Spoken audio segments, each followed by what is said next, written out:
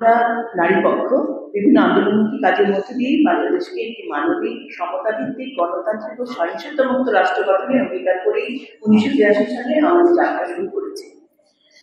ধর্ম নিয়ে যে রাজনীতি আগেও ছিল, এখন হচ্ছে এবং আরো সামনে বেশি হবে। এই ধর্ম নিয়ে রাজনীতি আমরা মনে করি সকল স্বাধীন এবং স্বতন্ত্র চেতনার পরিপন্থী, এবং এর মাধ্যমে নারী স্বাধীনতা পূর্ণ হয় এবং অধিকারের পরিপন্থী। আমাদের দাবিটা হচ্ছে রাজনৈতিক উদ্দেশ্য এবং নির্বাচনী কৌশল হিসেবে ফতোয়াবাজ এবং ধর্মান্ধ রাজনৈতিক দলগুলোর সাথে জোটবদ্ধ হওয়া যে প্রবণতা আমরা এর আগেও দেখেছি, এখনো দেখছি।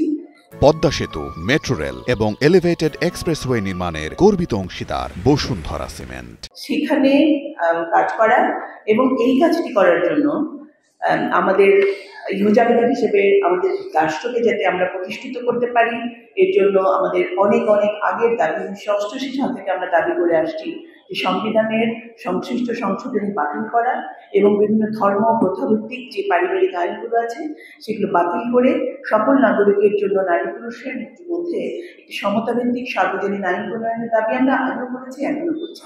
এবং এই লক্ষ্যেই আমরা মনে করি নারী আন্দোলন ও নারী রাজনৈতিক কর্মীদের একত্রে কাজ করতে হবে, এবং তাহলেই নারী ইস্যুগুলো, এই যে আমরা ইলেকশনের আগে বলি না ইস্তেহারে আনা, ইস্তেহারে কিন্তু অনেকে আনছে, আমরা আগেও দেখেছি, এনেছেন তারা ইস্তেহারে আনলেই কি সেটা আমরা ফলাফলে দেখি।